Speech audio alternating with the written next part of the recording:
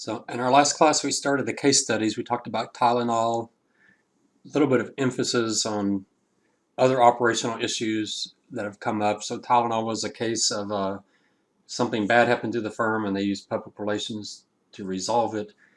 And then we had, I talked a little bit about Chipotle and Perrier and Bluebell ice cream. I want to hit real quickly on this issue of United Airlines. So United Airlines, back in 2017, there was a passenger who was drug off the plane. The flight was not overbooked, but United had some employees they needed to fly back, so they had to kick some passenger off. They did it really badly in that everybody was on the plane seated, and that's when they discovered they needed to get these two employees back, and they decided the best way to do it was to kick employees and kick passengers off, and no one volunteered, and so they did a random drawing, and this man here was picked, and he said, I can't, I'm a doctor, I have to see patients tomorrow. He refused to get off, and then he was drug off the plane. Y'all probably have seen some of these pictures. He's all bloodied, he's dragged off the plane. Now, United didn't actually drag him off the plane. They called the security, airport security. It's airport security that made the decision to drag him off like this. You can see the videos of it as well. It's United's getting the press, even though it was United employees that did this. So you see some stories. So bad press for United. So this is an operational risk.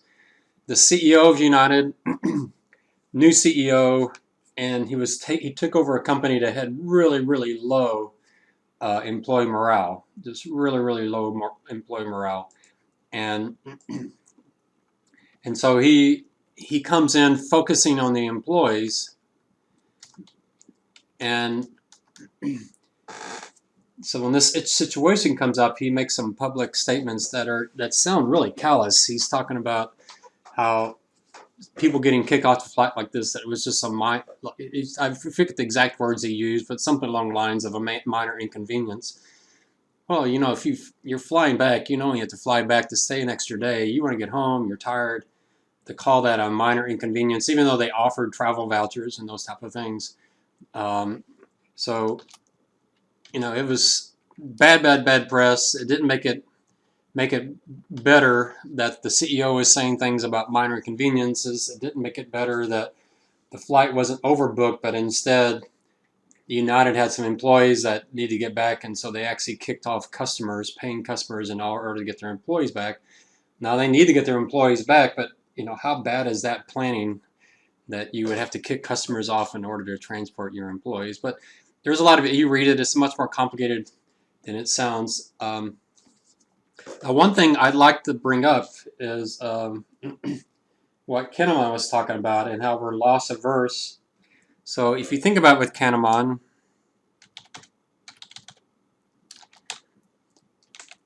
he says we're extremely loss averse with, my word, what happened to my space key, with what we possess, I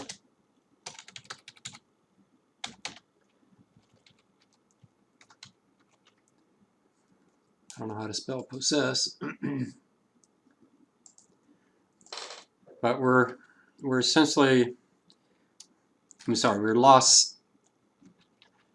hate loss of stuff we possess. We're asking risk seeking once we have a loss. So if we have something, and he's shown this over and over again, one of his interesting examples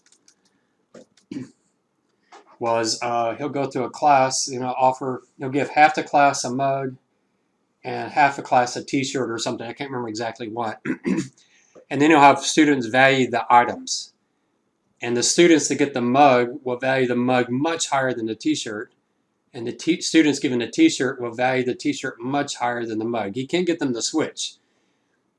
And it doesn't make, why would these, is it just pure random chance that the people he gave mugs to really value mugs highly, and the people he gave t-shirts to really value t-shirts highly? I think if it was my choice, I'd rather have the t-shirt.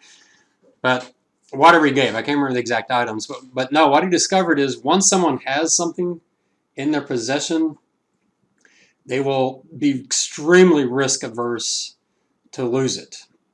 Once someone's losing something, they'll be extremely risk seeking to try to gain it back. And so I wonder with the airlines, so just think about this with the airlines, could they make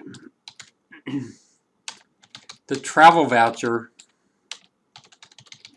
what passengers are losing,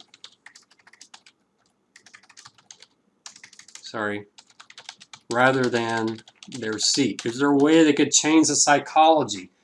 So right now, the way they do travel vouchers is they say, well, anybody be willing to give up their seat to give a travel voucher? That's like Kinemon saying, well, anybody willing to give up their mug to get a t-shirt? And the answer is no, most will not do that. They have the mug, they value it highly because they have it.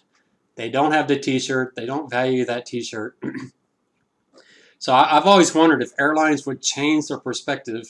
And it'd be interesting to experiment with this using some of Kahneman's ideas of the way we're loss averse when we have something. We hate losing stuff, and so we'll do irrational things. So you think about it, they offer, say, a $600 travel voucher for someone to stay an extra day. Most Americans don't make $600 a day. That's a pretty high salary. I guess if I were to actually do the math, 600 times 365 days, that's $219,000. So that's a pretty good payment to get someone to have to spend one extra day before they can come home. Why is it most Americans who make probably a third of that, why would they give that up to keep a seat? And it's because they have the seat. They don't want to give it up. So I've always wondered if instead they did the travel voucher, if they didn't randomly pick passengers and say, you now have a $600 travel voucher. If you don't claim it, if you do not come up in, say, 15 minutes, you lose that travel voucher. You can think, I thought about it with myself, would that actually work? So I'm one of 2 passengers that have been randomly selected, and I've been given a travel voucher for $200. I have 15 minutes. In 15 minutes, if I don't come claim that travel voucher, I'll lose it. And that may not be the way to do it, but you see my thought here is use some of the research that Kahneman has done on his concept. And remember, we talked about it earlier. This idea of prospect theory. I can never remember the title of prospect theory, but prospect theory of our payoff, our utility curve on losses when we fear we're going to lose something versus our utility theory on gains. We're much more risk averse on gains and versus losses. If you can take that psychology and use it with the airlines, I wonder if it worked. But anyway, it's taking some of the stuff that we've learned from these great thinkers, and that's part of the reason that book Nudge by Richard Thaler is so popular. It's by just changing the way we present something to people can radically change the outcomes. But you can think about that. Maybe let me know in your notes what you think about that. If you got on your phone a text from United, it says you have 15 minutes. We're giving you a travel voucher. Only you and one other passenger are given this travel voucher, $600. We'll put you up in a hotel and we'll fly you out tomorrow morning. If you would behave differently versus United saying who wants to give up their seat, and if that would change your perspective. But anyway, I just kind of get into the idea of thinking through these theories. But let's look. I had a speaker from Spirit Airlines talk about this before. So let's look at United Airlines. This is United Airlines stock price the last several years. You can certainly see COVID-19. That's an operational risk. But it's an operational risk that's definitely impacting their revenues, definitely going to make their earnings much lower. So I'm going to ask you, where in this graph is United dragging that person off of the plane? Can you see that obvious stock drop? Is it here? Is it here? Is it here? That's a pretty good stock drop. Is it right here? Is this it? can you tell? Well, there's the stock drop, and it looks like it's this drop here, but the stock market actually was dropping for United before this incident happened, and it just caused it to go down. They lost. Their stock price did go back, but look, a few weeks later, they were back. Not only were they back a few weeks later, I mean, this is 6/8/17. This happened April 2017. 2 months later, not only was their stock price back, but they had a record stock. This is the record stock price for United just 2 months after this news. And they were on the news everywhere. Everybody was talking about it. People on the news saying, I'll never fly with United ever again. And so the guy from Spirit Airlines, he talked about this. And essentially what he said is airlines just don't care about this. Customer service, ranking high on customer service surveys, they don't do well. They never will do well. Customers only care about one thing, and that's price. That's the number one thing they look at. And if United's rates are lower than somebody else, the people who said, I'll never fly United again, guess what? They'll fly United again.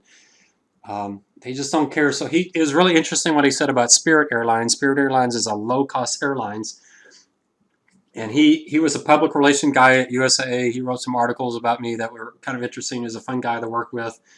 So I kind of got to know him. Nice guy. He was in my executive MBA class. Really good writer, very good public relations guy. So Spirit Airlines hired him.